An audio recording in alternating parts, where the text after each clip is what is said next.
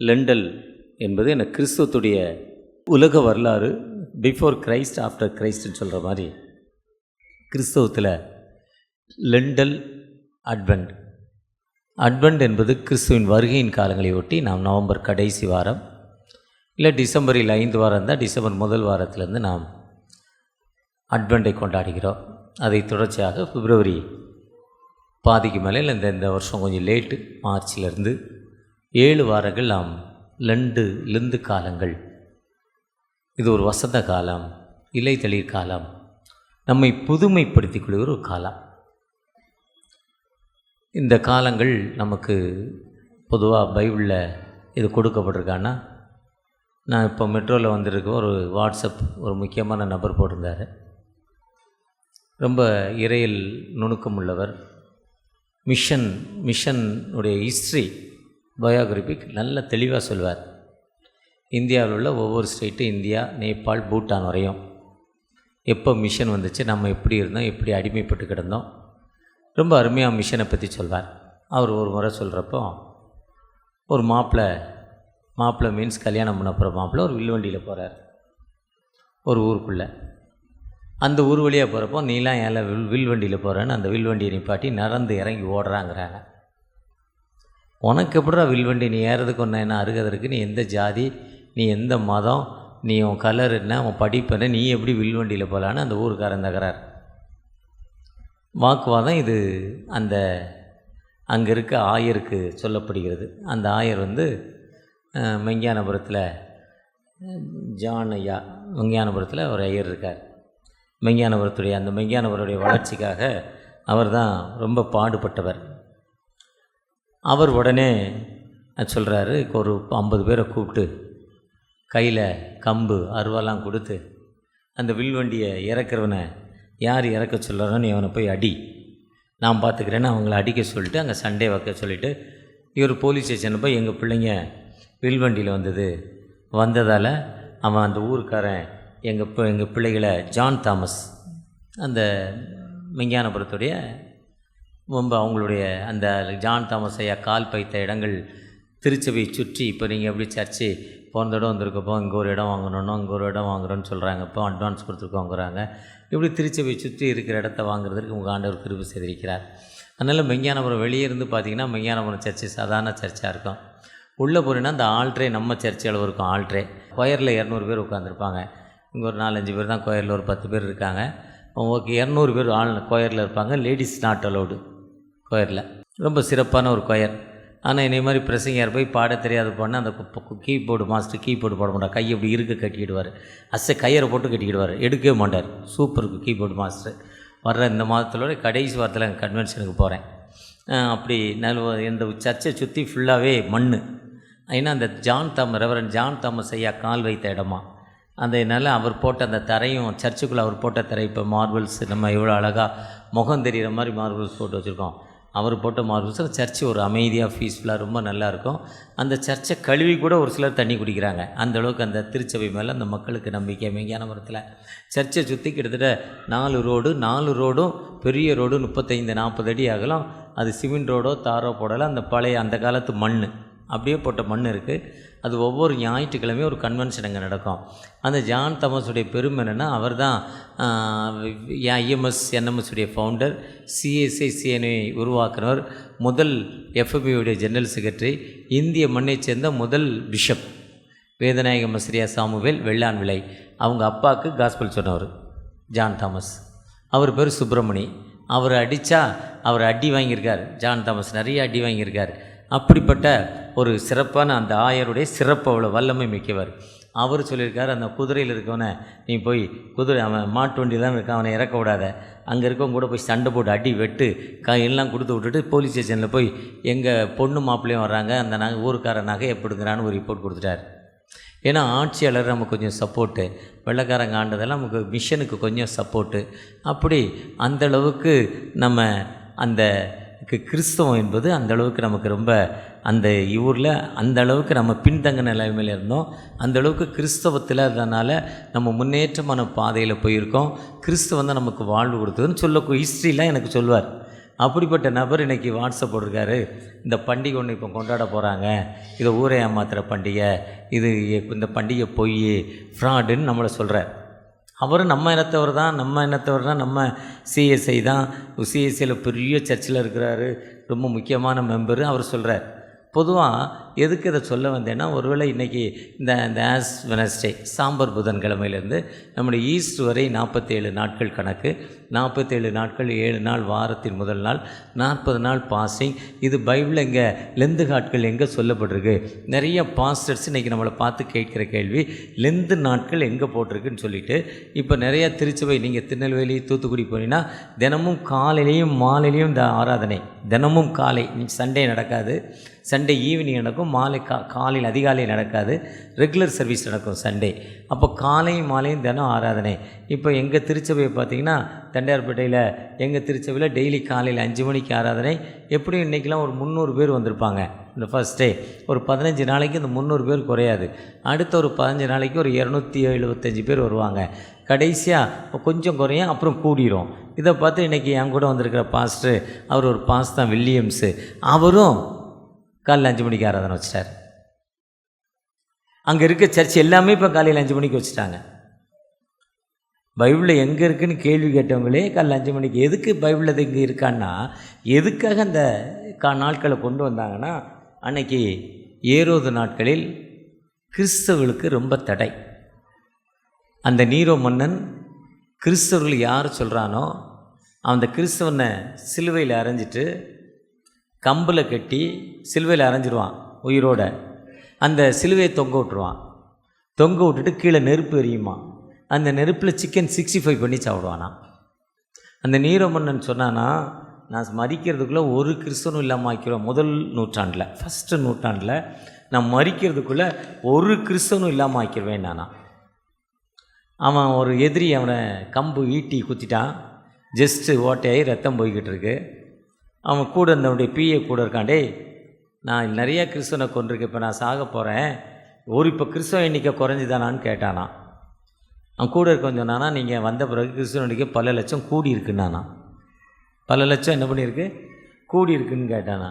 இப்போ கடந்த நாட்களில் ஒரு கிறிஸ்தவரை பற்றி சொல்கிற ரோம பெருசில் பெர்சியஸுங்கிற ஒரு மனிதன் என்ன பண்ணுவான்னா, எண்ணெயை காய வச்சு தண்ணியோடைய ஃபாரன்ஹீட் 100 தான், 100க்கு மேலே ஏறாது தண்ணி.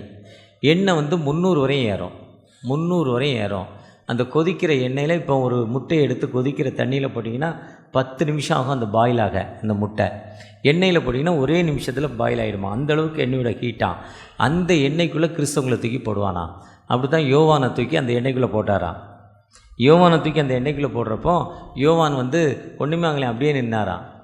அந்த ராஜாவுக்கு என்ன செய்யுதுனே தெரியல. என்னடா கொதிக்கிற எண்ணெயில் ஒரு 12 போட்டிருக்கு, அந்த எண்ணெய் அவனை ஒன்றுமே தெரில, தெளிவாக நிற்கிறேனே. தானியலில் பார்த்தீங்கன்னா, தானியல் அந்த சிங்கங்கள் மத்தியில் தானியலை விட்டுறப்போ தானியல் சந்தோஷமாக உட்காந்துருக்கார், சிங்கம் ஓரமாக உட்காந்துருக்கு. சாத்ராக் மேஷாக் நேபுகத் எரியிற அக்னி சூளையில் போட்டது 3 பேர், ஆனால் அங்கே 4 பேராக சுற்றிட்டு இருக்காங்களே, அவங்களுக்கே ஆச்சரியம். அதுதான் ஏன்னா அவர் சொல்கிறாரு மத்தேயு 28:15, வானத்திலும் பூமியிலும் சகல அதிகாரம் எனக்கு கொடுக்கப்பட்டிருக்கு. Authority to the power the earth and sky. வானத்திலும் பூமியிலும் சகல அதிகாரம் எனக்கு கொடுக்கப்பட்டிருக்கு. நீங்கள் புறப்பட்டு போய் சகல ஜாதி விசேஷராக்கி பிதா குமாரன் பரிசுத்தாவினால் ஞானஸ்தானம் கொடுங்கள். ஒருவேளை இன்றைக்கி காலையில் வர்றப்போ யாரோ சொல்லிக்கிட்டு வந்தாங்க, வட இந்தியாவில் ரொம்ப கிறிஸ்தவர்களுக்கு தொல்லை இருக்குன்னு. இருக்குங்க, இருந்தால் தாங்க ஓட முடியும். எதிரி இல்லைன்னா வீட்டில் ஏசி போட்டு தூங்கிடுவாங்க. பிஸ்னஸில் ஆப்போசிட் பார்ட்டி வந்தால் தான் அவன் வருமானம் நம்ம போகணுங்கிற எண்ணமே வரும். இல்லைன்னா அவன் கொடுத்துட்டு போயிடுவான், துட்டை வாங்கிட்டு போயிடுவான், நம்ம வீட்டுக்கு சும்மா தான் வரணும். அப்போ அடுத்த நாள் எதிரி இல்லைன்னா என்ன பண்ண முடியும்? இருக்குது, ஆனால் அவன் ஜெயிக்க முடியாது. 100 பேரில் ஒருத்தண்ட வேணால் ஜெயிக்கலாம். அப்போ அந்த இடத்துல பார்த்திங்கன்னா ஒரு எங்கே மிஷினரி சாகுறாரோ அந்த இடத்துல பார்த்திங்கன்னா கிறிஸ்துவத்துடைய வளர்ச்சி பல மடங்கு, லட்சக்கணக்கான மடங்கு வளர்ந்துருக்கோம். அப்படி யோவானை இன்னும் என்ன பண்ணுறதுன்னு நினைக்கிறாரு. அப்போ சாத்தானுக்கு ஒரு ஐடியா வருது. யோவான் கூட தான் வெளிப்படுத்தல் விசேஷத்தை பேச போகிறாரு. ஏன்னா அவர் தான் 83 வயது வரையும் இருக்கிறாரு. அவரை ஒருத்தர் தான் சிலுவையில் அறையில் எண்ணெய் சட்டியில் போட்டு சாவலை. 12 சீஷரில் ஒருத்தன் தூக்கு போட்டு செத்து போனார். மற்றவங்களாம் ரத்த சாட்சி. இந்த ஒரு ஆளுக்கு மட்டும் சொன்னார். என்ன சொன்னார்னா, மத்திய யோவான் 21 அங்கே கேட்குறார். பேதுருடிகள் கேட்குறாங்க, இவனுடைய வேலை என்ன, இவருடைய காரியம் என்னன்னு கேட்குறார் ஜீசஸ் சொல்கிறாங்க, பேதுருடிகள்கிட்ட சொல்கிறாங்க, நான் வரும் வரை இவன் இருக்க சித்தமானால் உமக்கு என்ன. அவர் ஒருத்தர் தான் கொலை செய்யப்படலை. யோவான் ஒருத்தர் தான் கொலை செய்யப்படலை. 84 83 வயது 87 வயது வரை இருக்கதா சரித்திரம் சொல்லுது. அப்போ அவரோட அந்த கடைசி காலம் வெளிப்படுத்தல் ஜீசஸோட செகண்ட் கம்மிங் அவரோட தான் பேச போகிறாரு. அப்போ பேச போகிறது இப்படி ஒரு காரியத்தை ஆண்டவர் பேச போகிறாரு. அவரை இவன்கிட்ட பேச விடக்கூடாது. அதனால் நீ பத்மதீவுக்கு நாடு கடத்திருன்னு அந்த ராஜாவுக்கு ஒரு ஐடியா கொடுத்தாராம். இவனை நாடு கடத்திடுவோன்னு. அதனால தான் பத்மதீவுக்கு நாடு கடத்துனாங்களாம். அங்கே தான் ஆண்டவர் தெளிவாக பேசுகிறார். வெளிப்படுத்தல் விசேஷம் 1ஆம் அதிகாரம் எதையோ வருஷத்தில் அவர் பத்மதீவுக்கு போனார். அங்கே தான் ஆவியானவர் அவரோடு இடைபிடிக்கிறார். ஒருவேளை கிறிஸ்தவம் இப்படிலாம் நசுக்கப்படுற நேரத்தில் கிபி 320 கிறிஸ்தவத்துடைய வளர்ச்சி குறைஞ்சிருச்சு. அப்போஸ்தலர் 12ஆம் அதிகாரத்தில் கிறிஸ்தவர்கள் நெருக்கப்படுறாங்க. ஸ்தேவான் கல்லெறிந்து கொல்லப்படுகிறார். அப்போஸ்தலர் 7ஆம் அதிகாரத்தில் கல்லெறிந்து கொல்லப்படுகிறார். இப்படி கிறிஸ்தவத்தில் நிறைய கிறிஸ்தவர்கள் நசுக்கப்படுறப்போ கிறிஸ்தவர்கள் எங்கும் செதறி உலகம் எங்கும் போயிட்டாங்க. கிறிஸ்தவத்துடைய வளர்ச்சி இல்லை. அப்போ தான் கிபி 300க்கு அப்புறம் ரோம ராஜா ஒருத்தர் ஆண்டவரை ஏற்றுக்கொள்கிறார். அவர் தான் சிலுவையை இன்ட்ரொடக்ஷன் பண்ணுறார். எதுக்கு அவர் சிலுவையை இன்ட்ரொடக்ஷன் பண்ணுறாருன்னா, ரோம பேரரசில் ஒருத்தருடைய பையன்தான் ராஜா வரணும். அப்போ இருக்க ராஜாவுக்கு பையன் இல்லை. அப்போ யார் அடுத்த ராஜானா, அவருக்கு கீழே இருக்க 4 தளபதி. இப்போ ஐயர் வரலன்னா, இப்போ நாங்களாம் அவருடைய சிஷியர்கள் சர்வீஸ் நடத்துலையா, அதே மாதிரி அவருக்கு இருக்க 4 பேர் நீ 4 தளபதிகள். 4 தளபதிகளை எவன் திறமையோ அவன் தான் வரணும். அப்போ 4 பேருக்கும் சண்டை விடுறாங்க. அதில் ஒருத்தன் ரொம்ப பலம் குறைஞ்சவன், ஸ்பீடு குறைஞ்சவன், அவனுக்கு கண்டிப்பாக நம்ம செத்துருவோங்கிற எண்ணம் வருது. அந்த செத்துருவோன்னு எண்ணம் அவனுக்கு வர்றப்போ அவன் என்ன பண்ணுறான், ராத்திரி படுத்திருக்கான். காலையில் சண்டை வரப்போகுது, நமக்கு தளபதியே வேண்டாம், தளபதியாகவே இருந்துட்டு தான் போதும், ராஜா நான் விரும்பலையே, என்னை கொண்டு ராஜாக்கா இப்படி விடுறாங்களேன்னு அவர் நினச்சி என்ன பண்ணுறாரு, அப்படி நினச்சி வேதனைப்பட்டு துடிச்சிக்கிட்டே இருக்கிறப்போ அவருக்கு மேலே ஒரு நெடுக்கு ஒரு குறுக்கு தெரியுது. ஒரு சிவப்பு கலரில் ஒரு நீளமாகவும் குறுக்க ஒரு சிவப்பு கலரில் தெரியுது. இது என்னென்னு அவருக்கு தெரியல. அதை அவர் கட்டில் படுத்துக்கிட்டு வானத்தை அண்ணாந்து பார்த்து படுத்துக்கிட்டே இருக்கிறார். காலையில் சண்டை போடுறப்போ அதில் தெரிகிறதுல இதன் மூலம் உனக்கு வெற்றிங்கிற ஒரு எழுத்து அதில் வருது. இரவில் அவருக்கு நடு நீசி நேரத்தில். அப்போது இதன் மூலம் வெற்றின்னு போகிறப்போ அவர் சண்டை போட்டு அவர் ஜெயிச்சிடறார். அப்போ அது ஒரு நெருக்கு குடுக்கு என்னன்னு கேட்குறார். இது சிலுவை. நம்முடைய முன்னோர்கள் தவறு செய்யும் மனிதனை கொலை செய்வதற்கு பயன்படுத்திய ஒரு ஈன சின்னம், ஈனக்கருவி, தூக்கு கயிறு, துப்பாக்கி, அருவா. இதே மாதிரி தவறு செய்கிறவனை 3 ஆணிகளால் அடித்து இந்த மெயின் ரோட்டில் கொண்டு, இந்த மெயின் ரோட்டில் இல்லை போய் லெஃப்டில் திரும்பினா பள்ளிக்கட்டின மெயின் ரோடு, அந்த மெயின் ரோட்டில் அந்த முக்கில் ஆள் முகம் தெரிகிற அளவுக்கு, இப்போ இந்த லைட்டு 2ஆவது லைட்டு அவ்வளோ கிளியராக தெரியல, முதல் லைட்டு அந்த ஆள் முகம் தெரிகிற அளவுக்கு அந்த மனிதனையும் அந்த மனுஷன் நிர்வாணப்படுத்தி அவனை 3 ஆணிகளால் அந்த மரத்தில் கடவாப்பட்டு அந்த தொங்க விட்டுருவாங்களாம். நிர்வாணமாகவும் இருப்பான். அந்த ஆணி புவி ஈர்ப்பு சக்தி, அந்த ஆணி அவனுடைய கைகளை கிழித்து கொண்டு கீழே இறங்கும், ரத்தம் வடியும், வேதனை. அந்த வேதனையின் மத்தியில் மாலை 5 மணி சூரியன் செட்டிங் ஆகுறதுக்குள்ளே செத்து போனோம். சாகலைன்னா தான் மாலை 3 மணி 2 மணிக்கு அவனுடைய கை காலை உடைப்பாங்க. ஏன்னா சாகடிச்சிடணும். சாகடிச்சப்பறம் தான் அந்த மரத்தை விட்டு இறக்கணும். அது டைமிங் 5 மணிக்குள்ளே முடிக்கணும். அப்போ அதுக்கு தான் ஈட்டி வச்சு குத்துறது, அந்த எலும்பெல்லாம் உடைக்கிறது. அப்படி தான் இயேசு கிறிஸ்து எலும்பை உடைக்க வர்றப்போ அந்த சேவகன், போர் சேவகன் எலும்பை உடைக்க வர்றப்போ அவர் மரித்து விட்டார்.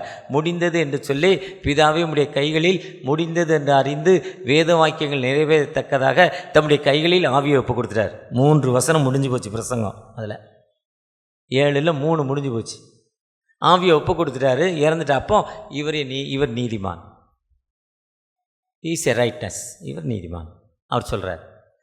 அதே மாதிரி அந்த சிலுவை மரத்தில் தொங்குறோன்னா ஆணி அடிச்சு சொல்லலாம், அப்படி பயன்படுத்தினாங்க. அது இயேசுங்கிற ஒரு நபர், ஒரு புனிதர், ஒரு பரிசுத்தர், பாவம் அறியாத ஒரு மனிதர். ஏன்னா அவர் சொல்கிறார், என்னில் பாவம் உண்டு உங்களில் யாராவது சொல்லக்கூடுமா? யாராவது சொல்லுவீங்களா? இயேசு மட்டும் தான் கேட்க முடியும், நான் கேட்க முடியாது. ஐயா கேட்க முடியாது, ஐயா கேட்க முடியாது, வேறு யாருமே கேட்க முடியாது. அவர் கேட்டவர் அவர் அந்த இதை எடுத்ததில்ல. அதுக்கப்புறம் சிலுவையில் பேதுரு காலம் வரையும் அடிக்கிறாங்க. அதுக்கப்புறம் சிலுவையை விட்டுருந்தாங்க.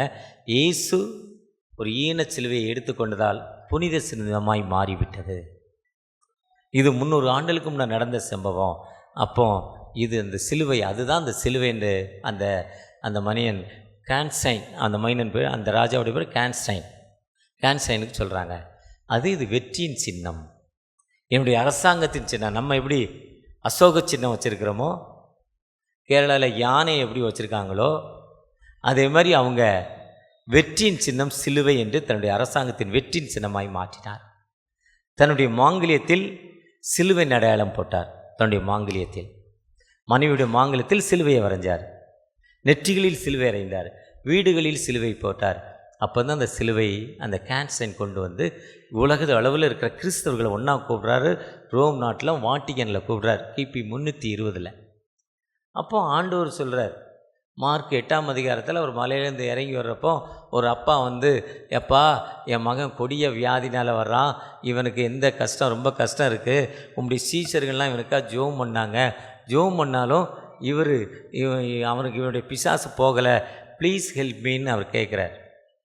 அவர் அசுத்தாவியே போன்னு சொல்லிவிட்டு, ஏன்பா உங்களால் முடியல, இவகை பிசாசு ஜபத்தினாலும் உபவாசத்தினான்றி போகாது. ஜபமும் உபவாசமும் ரொம்ப முக்கியம். ஏன்னா மோசே கட்டளையிட்டு பண்ணுவோம் 40 நாள் பாஸ்டிங் இருக்கிறாங்க. இயேசு கிறிஸ்து ஊழியத்துக்கு 40 நாள் பாஸ்டிங் இருக்கிறாங்க. எசேக்கியேலை கூப்பிட்டு என் ஜனங்களுக்காக 40 நாள் பாஸ்டிங் இருக்குங்கிறார். எலியா அடுத்த ராஜாவை அபிஷேகம் பண்ணுவதற்கு 40 நாட்கள் ஒருவேளை உணவில் 40 நாட்கள் நடக்கிறார். 40 என்பது ரொம்ப விசேஷம். வேதத்தில் நோவா காலங்களில் 40, சவுல் தாவீது அரசாண்ட நாட்கள் 40, இயேசு கிறிஸ்து சீஷருடைய பயத்தை போக்குவோர் 40 நாட்கள். இயேசு கிறிஸ்து அந்த இல்லை பேதுருவடிகள் ஊழியத்துக்குள்ளே வர்றப்போ பயந்து போன பேதுரு, நடுங்கி போன பேதுரு, மறுபடியும் மீன் பிடிக்க போகிறேன்னு சொல்லிட்டு போன பேதுருவடிகள் வந்து, நீ தான் கொலை செய்த, நான் சாட்சி. ஆண்டுடைய சித்தத்தின்படி துன்மார்க்குடைய கைகளால் ஆணியடித்து கொலை செய்தீர்கள், நாங்கள் சாட்சிகள். ஜீவாதிபதியை கொலை செய்தீர்கள், நாங்கள் சாட்சிகள். அந்த பவர் எப்போ வந்துச்சுன்னா, பிறந்ததுலேருந்து 40 வருஷம் நடக்காத ஒரு மனிதனை எழுந்து நடனார், இந்த நேம் ஆஃப் ஜீசஸ். அந்த 40, அப்போ 40 என்பது முக்கியம்.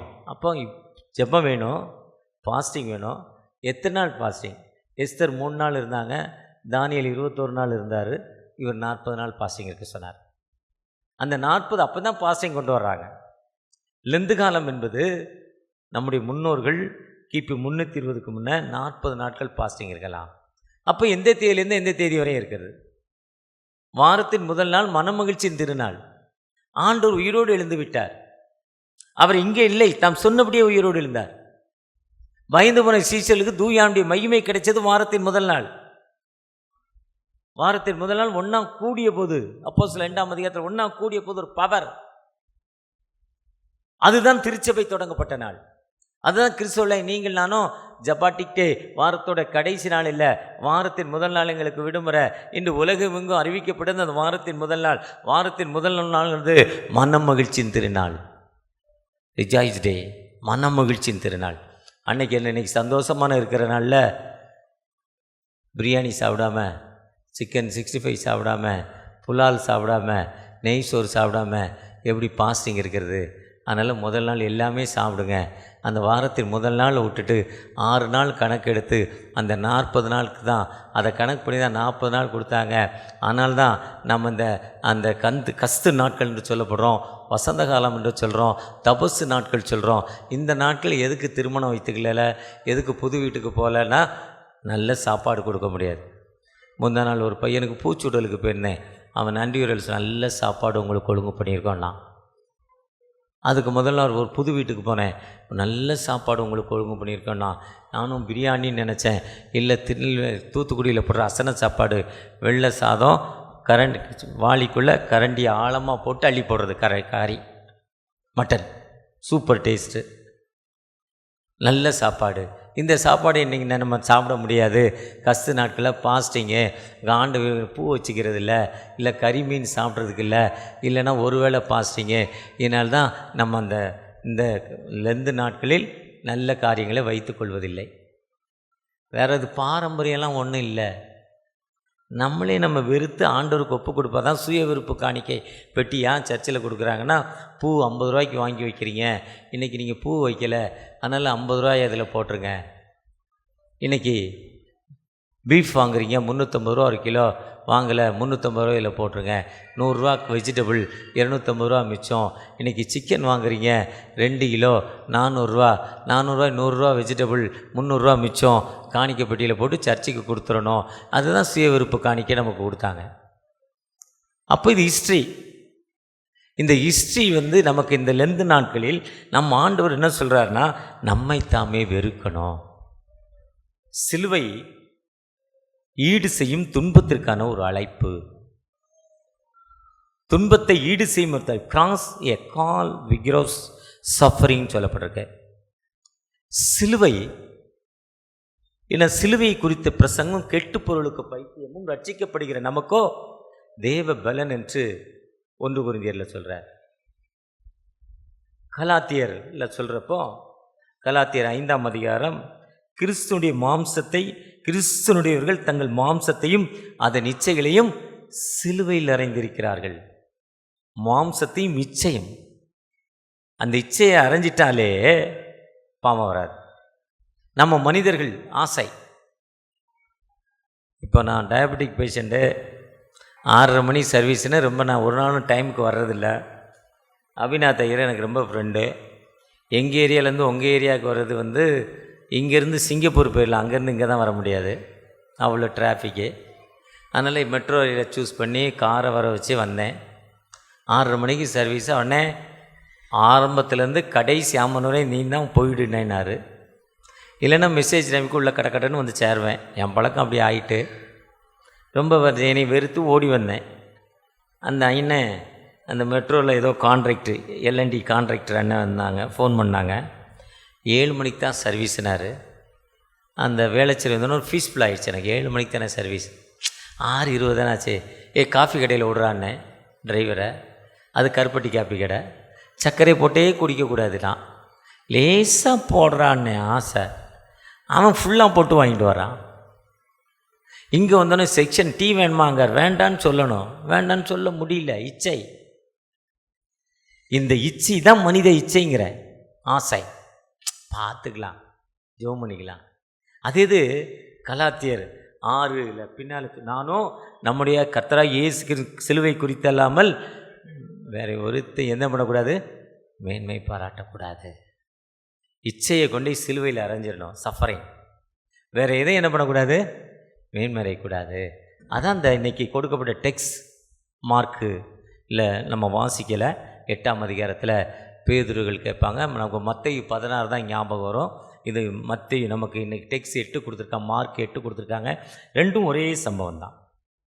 நீ சாகக்கூடாதியா, உன்னை நம்பி நான் போட்டை கட்டிட்டு வந்துட்டேன், நான் ஒரு பணக்காரன், நீ துட்டு கிடைக்கணும், உன்னை நம்பி வந்துட்டேன், செத்து போகிறேங்கிற முட்டாளையே சாவாதையாங்கிறார் பேதுரு. அது வரையும் சொல்கிறாரு, பேதுருங்கிற கல்லில் மேல் திருச்சபையை கெட்டுவேங்கிறார். அப்போ சொல்கிறாரு, அப்பாலே போ சாத்தா. அடுத்த செகண்டில் சொல்கிறார், யார் டெவில்ங்கிறார். யார பேதுருடிகளை பார்த்து டெவில்ங்கிறார். எப்போ ஒரு சத்தத்துக்கு நம்ம கீழ்ப்படிலையோ, அந்த சிலுவையை நம்ம எப்போ எடுத்துக்கலையோ, புனிதர் எடுத்துக்கொண்ட சிலுவையை என்னுடைய பாவங்களை மன்னிப்பதற்காக அந்த சிலுவையை நான் எப்போ எடுத்துக்கலையோ, அடுத்த செகண்ட்ஸ் எல்லாம் யூ ஆர் ஏ டெவில்ங்கிறார். நீ ஒரு பிசாசடாங்கிறார். என்னைய, உங்களை இல்லை.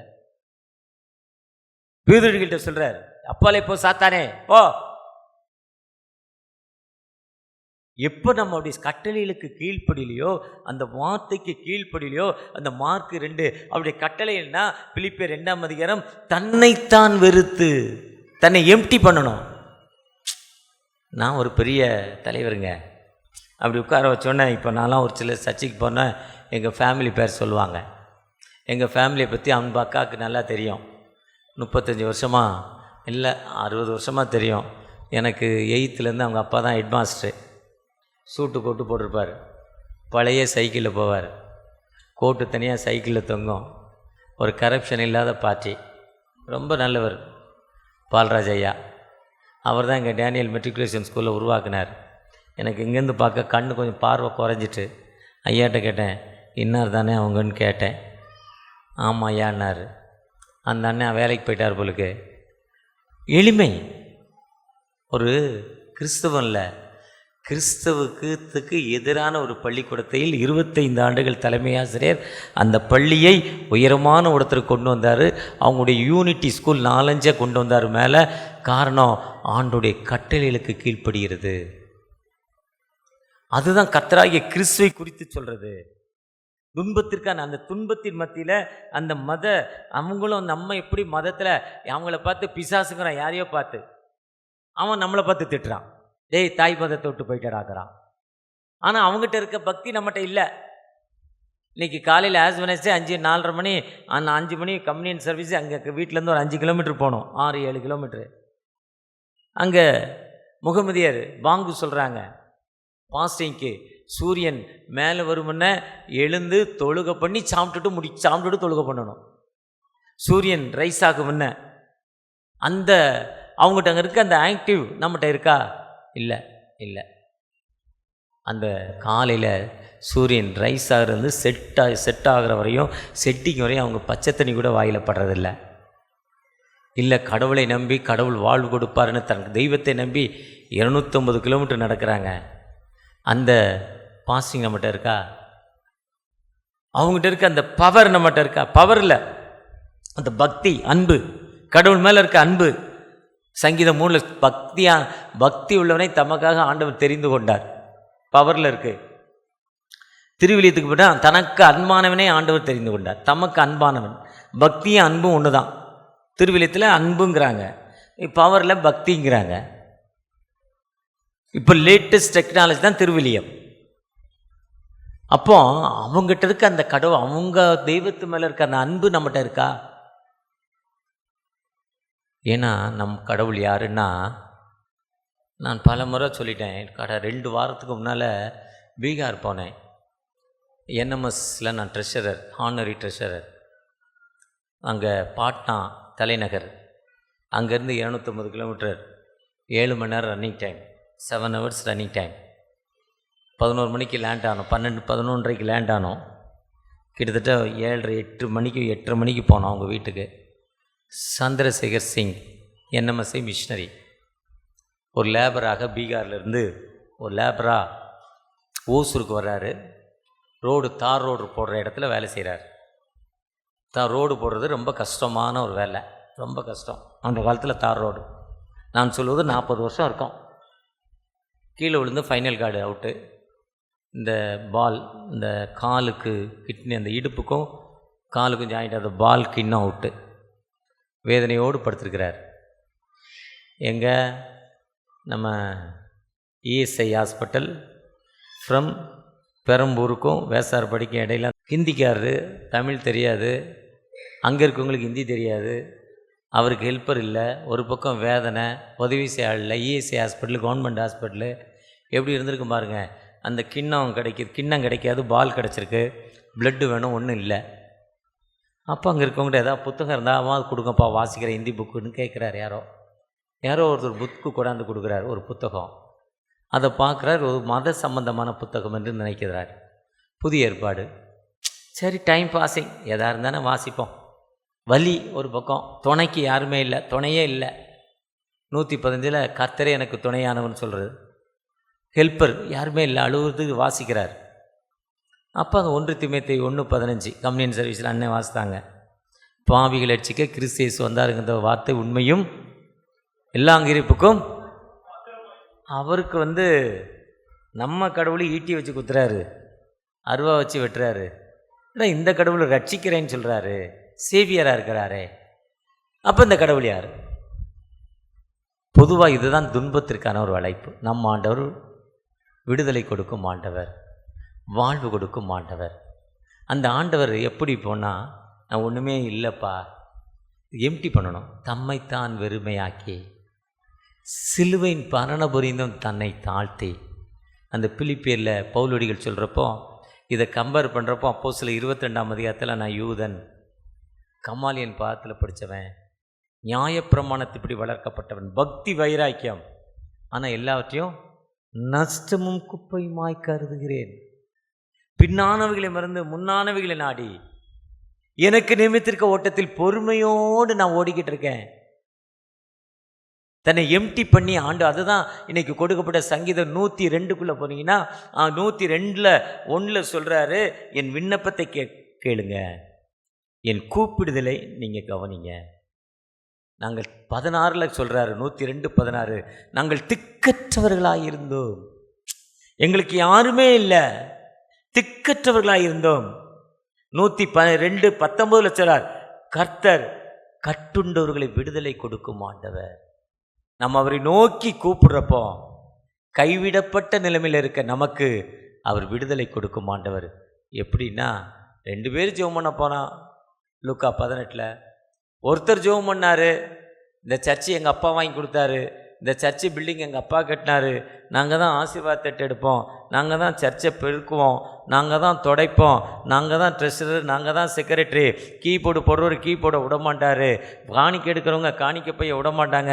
ஒரு சிலருக்கு ஒரு சில சர்ச்சில் ஒரு சேர் ஃபிக்ஸாக இருக்கும், அவங்க தான் அந்த சேரில் இருப்பாங்க. அவங்க இல்லாத நீ கூட அந்த சேர் இடம் காலியாக இருக்குன்னு அவங்க அட்டண்டன்ஸ் ஆஃப்னு தெரியணும், இல்லைன்னா தள்ளி விட்ருவாங்க வந்து. அப்படிலாம் இடம் இருக்குது. உங்கள் சர்ச் எப்படியும் எனக்கு தெரியல, ரொம்ப அனுபவம் இல்லை. ஆனால் ஒன்றுமே இல்லை, இதெல்லாம் இல்லைப்பா, பாவியாய என்மேல் கிரேஸ், என் மேலே கிருபையாயிருங்க. அந்த யாத்ரா 34ஆம் அதிகாரத்தில் மோசே போய் ஜெபம் பண்ணுறார், தரை மட்டும் குனிந்து, தரை மட்டும் குனிஞ்சி. அப்போ சொல்கிறாங்க, கர்த்தர் சொல்கிறார், ஆண்டவரே சொல்ல, நான் இரக்கமும் மன உருக்கமும் நீடிய சாந்தமும் கிருபை உள்ளவர். 145:8 தாவீது ஐயா சொல்லுவாங்க, கர்த்தர் இரக்கமும் மன உருக்கமும். ஆனால் இங்கே அவரே வந்து சொல்ல, நான் இறக்கம் உள்ளவன், எப்போனா நீ என்னை தாழ்த்தி என்னை நோக்கி கூப்பிடு, அப்படி கூப்பிட்றப்போ ஆண்டவர் வாழ்வு கொடுப்பார். எப்படி நம்மை தாழ்த்தினா, அதான் இன்னைக்கு 1 ராஜாக்கள் சொல்கிறாங்க. 1 ராஜாக்கள் என்ன சொல்கிறாங்க, அவருக்கு அந்த ஆற்றங்கரையில், கேரி தாற்றங்கரையில் உணவு கிடைக்கி, கேரிய தாற்றங்கரையில் தண்ணி இல்லை, நீ போப்பா, அங்கே போ, அங்கே ஒரு அம்மா இருக்காங்க, நீ போப்பான்னு கடவுளை அனுப்பிவிடுறாங்க எலியாவை. எலியா போகிறாங்க, அந்த அம்மா வராங்க, அந்த சாரிபாத் அம்மா வந்து அந்த விதவி அம்மா வர்றாங்க. அந்த அம்மாட்ட, அம்மா ஒரு தோசை கொண்டு வா, தண்ணி கொண்டு வானோடனே அந்த அம்மா சொல்கிறாங்க, ஒரே ஒரு கரண்டி மாவு, அதை சுடுறதுக்கு ஒரு டீஸ்பூன் எண்ணெய், இதை சுடுறதுக்கு விறகு இல்லை, கேஸ் இல்லை, அதை எடுத்துகிட்டு போகிறதுக்கு வந்தேன், இருந்தாலும் நீங்கள் கேட்குறீங்க, நான் போகிறேன். ஒபே பண்ணாங்க, கீழ்ப்பிடிஞ்சாங்க. போனதால் பஞ்சந்திர வரையும் குடும்பம்லாம் சாப்பிட்டுச்சான். அந்த அம்மா பையன், அந்த அம்மா தம்பி, வீட்டுக்காருக்கு தம்பி, மாமியார், மருமகா எல்லாம் சாப்பிட்டுச்சான், குடும்பமே சாப்பிட்டுச்சான். அந்த வார்த்தைக்கு கீழ்ப்படிந்ததால் அந்த பையன் செத்து போன பிறகு எலியாவை கூப்பிட்டு, உனக்கு சோறு போட்டேனே, என் பையன் செத்து போனானே, என்னையா நியாயம் அது? அவர் வாங்கிட்டு போய் மேல் வீட்டறையில் வச்சு ஜெபம் பண்ணுறார். மரித்த மனிதன் உயிரோடு எழுந்திருக்கிறான். அந்த கீழ்ப்படிதல், நாம் ஆண்டோடைய வார்த்தைக்கு எப்போ கீழ்ப்படுறோமோ, சிலுவை முன்னால் நம்ம எப்போ தாழ்த்துறோமோ, நம்ம பாடுகளை எப்போ ஏற்றுக்கொள்கிறோமோ, அப்போ நமக்கு விடுதலை கொடுக்கும் ஆண்டவர், அப்போ நமக்கு வாழ்வு கொடுக்கும் ஆண்டவர். நம்மகிட்ட இந்த விடுதலை இருக்கா? நம்மகிட்ட இந்த விடுதலை இருக்கா? ஸ்மித்துங்கிற ஊழியர் ஒரு கடவுளை நம்பாதவர். அவர் ஒய்ஃபு சர்ச்சுக்கு போகிறவங்க, ஆன்லைன் ப்ரேயரு போயிட்டு வீட்டுக்கு வர்றாங்க. ஸ்விஸ் பயங்கரமான குளிர், -டிகிரி. ஆன்லைன் ப்ரேயர் போயிட்டு வீட்டுக்கு போகிறப்போ அவர் வீட்டுக்குள்ளே விடலை, கதவு வெளியே விட்டு கதவை பூட்டிட்டார். பயங்கர பனி, ஐஸ் மலை மேலே விழுந்துக்கிட்டே இருக்கும், வெள்ளை வெள்ளையாக இருக்கும் ஐஸ் மேலே. நான் ஒரு 4 நாள் இருந்திருக்கேன். அப்படியே ட்ரெஸ் எல்லாம் வெள்ளை வெள்ளையாக இருக்கும், பனி. அந்த அம்மா அப்படியே நிற்கிது. காலையில் 6 மணிக்கு கதவை திறக்கிறார். அந்த அம்மா உள்ளே வந்தோன்னா குட் மார்னிங்னு சொல்லுது ஹஸ்பண்டுக்கு. கிறுக்கு பையில் கதவை பூட்டி வெளியே விட்டியடா, நீ எல்லாம் மனுஷனான்னு அந்த அம்மா கேட்கல. தோத்திரம் சொல்லிவிட்டு நேரே கிச்சனுக்கு போச்சான். இன்றைக்கி உங்கள் செக்ஷன் கொடுத்த மாதிரி ஒரு சூப்பர் டீ கொண்டாந்து கொடுத்ததான் அவருக்கு, முதலாவது ஹஸ்பண்டுக்கு. அவர் 1 நிமிஷம் கிட்டுக்கிட்டுன்னு ஆட்டிட்டாராம், குளிர் ஆட்டிட்டான். ராத்திரி 12லேருந்து காலைல 6 மணி நேரம் குளிரில் நின்றுருக்கா. உள்ளே வந்தோன்னே திட்டுவான்னு பார்த்தா, டீ போட்டு கொடுக்குறாள் ஐயா, இவளுக்குள்ள என்ன இருக்குன்னு பார்த்தாரா. பார்த்த உடனே அப்பவே ஞானஸ்தானம், அப்பவே ஹோலி ஸ்பிரிட் வல்லமை.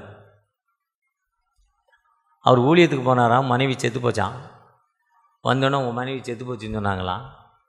அவர் ஜெபம் பண்ணாரா, இந்த அம்மா தான் டீ கொடுத்து என்னை உயிர் பெற வச்சது, நீ கடவுள் இல்லைன்னு சொல்லிக்கிட்டு இருந்தேன், இவ்வளோ நல்ல அம்மா, எனக்கு நல்ல மனைவி, இது இல்லாமல் ஊழியத்தை நான் எப்படி செய்வேன்பா, ப்ளீஸ் ஹெல்ப் மீ. 115 பார்த்தீங்கன்னா, ஆரோன் குடும்பத்தாரே, இஸ்ரவேல் குடும்பத்தாரே, கர்த்தரை நம்புங்கள், கூப்பிட்டுதலால் அவர் உங்களை ஆசீர்வதிக்கிறவர். அந்த ஜெபத்தை கேட்டு நம்ம உயிரோடு எழுந்திருச்சான். பெரிய ஹீலிங். ஒரு தாழ்மையினால் அவர் கிறிஸ்தவராக மாறுகிறார். அவர் கிறிஸ்தவராய் விசுவாசத்தினுடைய ஜெபத்தினால் பயங்கரமான ஹீலிங். ஸ்மித் கிபி 900 சில்லற ஆண்டில் பயங்கரமான பெரிய பென்னிகின், பில்லி கிரஹாம், ஜிஎல் மூடி, சார்லஸ் பெர்ஜன், இவங்கள மாதிரி பயங்கரமான ஒரு ஊழியர் ஆய்க்கார் ஸ்மித். அந்த ஆண்டவர் தான் இன்று நம்மளோடு வந்திருக்கிறார். இந்த ஆண்டவற்றை நீங்கள் தாழ்த்தி ஜெபிக்கிறப்போ, தகப்பனே எனக்கு ஒரு விடுதலை கொடுங்க, உங்களை தாழ்த்தி ஜெபிக்கிறப்போ நிச்சயமாக ஒரு அற்புதம் செய்ய போகிறார். நிச்சயமாக ஒரு ஹீலிங்.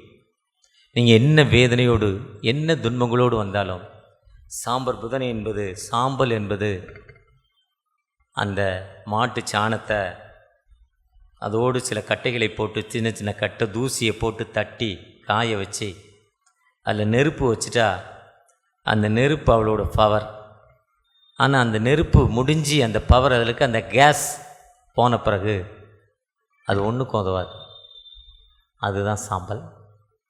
அதே மாதிரி நம்மகிட்ட இருக்க பவர் போயிடுச்சு, என்னை சாம்பலாக்கி ஒன்றுமே இல்லைப்பா, நான் ஒன்றுமே இல்லை, நீங்கள் எனக்கு விடுதலை கொடுங்க, உம்முடைய கிருபையை தாங்க தகப்பனே, உம்முடைய இரக்கத்தை தாங்க தகப்பனே என்ற நோக்கி பார்க்குறப்போ நிச்சயமாக ஒரு விடுதலை கொடுக்கும் ஆண்டவர், நிச்சயமாக ஒரு வாழ்வு கொடுக்கும் ஆண்டவர். அந்த ஆண்டவர் இன்று நம்மோடு வந்திருக்கிறார். உங்களுடைய துன்பங்கள் கஷ்டங்களை மாற்றி ஒரு விடுதலை கொடுப்பதற்காக ஒரு ஆயத்தமுள்ள தகப்பன் நம்மோடு கடந்து வந்திருக்கிறார். அவரை நோக்கி பார்ப்போமா? இந்த சாம்பர் புதனில், இந்த வெனஸ்டேல நாங்கள் ஒன்றுமே இல்லைப்பா, சாதாரண ஒரு களிமண் என்று நாங்கள் கொய்யவன் கையில் இருக்கிற களிமண்ணை போல் உடைய பாதத்தில் இருக்கிறோம் தகப்பனே. எனக்கு இருக்கிற அந்த ஸ்டோன் பிரச்சனையினால எனக்கு விடுதலை இல்லைப்பா. தெரியாமல் ஃபாஸ்ட்ஃபுட்டுன்னு சாப்பிட்டு ஸ்டோன் பிரச்சனைப்பா, எனக்கு ஒரு விடுதலை கிடைக்காதா? ஏக்கத்தோடு ஒரு வாலிப மகன் ஜெபித்து கொண்டிருக்காம்பா. நான் இனிமே ஃபாஸ்ட்ஃபுட் சாப்பிட மாட்டேன், எனக்கு ஒரு விடுதலை கொடுங்க, அந்த மகன் ஜெபித்து கொண்டிருக்காங்கப்பா. ஒரு அன்பு சகோதரி தைராய்டு பிரச்சனையினால தூக்கம் வரலப்பா, நடக்க முடியல, சாப்பிட்டது ஜீரணமாகல, தைராய்டு என்னென்னவோ தொல்லப்படுதுப்பா, எனக்கு அதிலிருந்து ஒரு முழுமையான விடுதலை கிடைக்காதா? ஏக்கத்தோடு ஒரு சகோதரி தகப்பனே, ஒரு சகோதரி மருத்துவமனையில் இருக்கிற தன் சகோதரிக்காக கண்ணீரோடு ஜெபிக்கிறாங்க. 3 பிள்ளைகளை விட்டுட்டு அந்த சகோதரி மரிக்கும் தருவாயில் இருக்கிறாங்க. இதோ சுமித்து ஜெபித்த பொழுது அந்த விடுதலை கிடைச்சதில்லை. நான் உண்மை நோக்கி பார்த்து ஜெபிக்கிறேன் தகப்பனே, எனக்கு அந்த விடுதலை கிடைக்காதா? அந்த சகோதரியுடைய ஜெபத்தை கேட்டு, உன் விண்ணப்பத்தை கேட்டேன், உன் கண்ணீரை கண்டேன், உன் துக்க நாட்கள் முடிந்து போச்சு என்று சொல்லி அந்த சகோதரிக்கு இப்போ மருத்துவமனையில் அந்த சகோதரி மேல ஒரு வல்லமை, ஒரு ஹீலிங், ஒரு அபிஷேகம் இறங்கணும் தகப்பனே.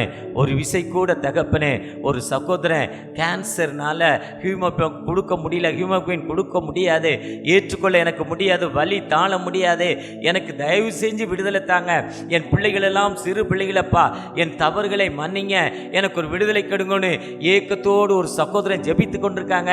அந்த சகோதரனுக்காக ஒரு சகோதரன் தகப்பனே, நான் பென்ஷன் ரிட்டையர்ட் ஆகி பல வருஷம் ஆச்சு, ஏதோ ஒரு செய்த தவறுனால என் பென்ஷன் வரலப்பா, எத்தனையோ கேஸுக்கு போன முடியலப்பா, ஒரு விசை கூட நீங்க மனமிறங்க, நான் ஒண்ணுமே இல்லைன்னு தன்னை தாழ்த்தி ஜெபிக்கிற அந்த அன்பு சகோதரனுக்காக அந்த சகோதரனுடைய விண்ணப்பத்தை கேட்டு தகப்பனே, ஏற்ற காலத்தில் இது இந்த லெந்து காலம் கழிகிறதுக்குள்ள நீங்க அந்த பென்ஷனை கொடுக்க முடியாய் நீங்க கிருபை செய்யுங்கப்பா, வானம் பூமியும் என்னுடையது என்று சொன்னீங்க, ஒரு விசை கூட மனமிறங்கி விடுதலை கொடுங்க.